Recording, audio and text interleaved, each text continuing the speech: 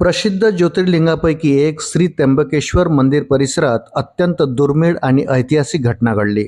अनेक वर्षानंतर श्री त्र्यंबकेश्वर महादेव मंदिर परिसरात असलेल्या ऐतिहासिक अमृतकुंडच्या तळाशी एक शिवलिंग आढळलं। भारतीय पुरातत्व सर्वेक्षण ASIच्या माहितीनुसार अमृतकुंडाचं पाणी काढून ते स्वच्छ करण्यात आलं आहे।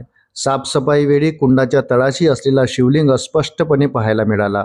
त्यानंतर भाविकांमध्ये आणि मंदिर प्रशासनात मोठा उत्साह पाहायला मिळाला। शिवलिंगाचा हा दुर्मिळ क्षण तेव्हा समोर आला जेव्हा भारतीय पुरातत्व विभागाने सर्वेक्षण केलं आणि अमृतकुंडाचं पाणी बाहेर काढून त्याची साफसफाई केली। जसजसं कुंडातील पाणी पूर्णपणे खाली झालं, त्याच्या तळाशी असलेलं प्राचीन शिवलिंग पूर्णपणे स्पष्ट दिसू लागला। 60 फूट खोल अमृतकुंड पेशवेकालीन असल्याचं मानलं जातं। या कुंडाला धार्मिकरित्या खूप महत्त्व आहे, कारण याच अमृतकुंडाच्या पवित्र पाण्याचा उपयोग श्री त्र्यंबकेश्वर ज्योतिर्लिंगाची नियमित पूजा आणि अभिषेकासाठी केला जातो। सुरक्षेचा मुद्दा लक्षात घेता सामान्य भाविकांना अमृतकुंडामध्ये प्रवेश बंदी आहे।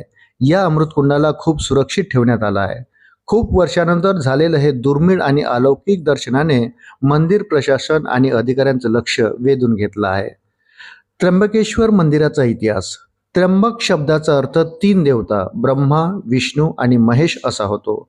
महाराष्ट्राच्या नाशिक शहरापासून जवळपास 28 किलोमीटर दूर शंकराचं त्र्यंबकेश्वर हे प्रसिद्ध ज्योतिर्लिंग आहे। हे महादेवाच्या 12 ज्योतिर्लिंगापैकी एक मानलं जातं। मंदिराजवळ ब्रह्मगिरी पर्वत आहे, ज्याला पवित्र गंगा नदीचं उगमस्थान मानलं जाते। इथे कुशावर्त कुंड नावाचा एक पवित्र तलावही आहे। कुशावर्त कुंडाची निर्मिती श्रीमंत सरदार रावसाहेब पारणेकर यांनी केली होती। सध्याच्या त्र्यंबकेश्वर मंदिराची निर्मिती श्रीमंत नानासाहेब पेशवा यांनी 1755 ते 1786च्या दरम्यान केली होती। हे मंदिर ब्रह्मगिरी पर्वताच्या पायथ्याशी स्थित आहे। अशाच नवनवीन अपडेटसाठी व्हिडिओला लाईक आणि चॅनलला सबस्क्राईब जरूर करा। धन्यवाद।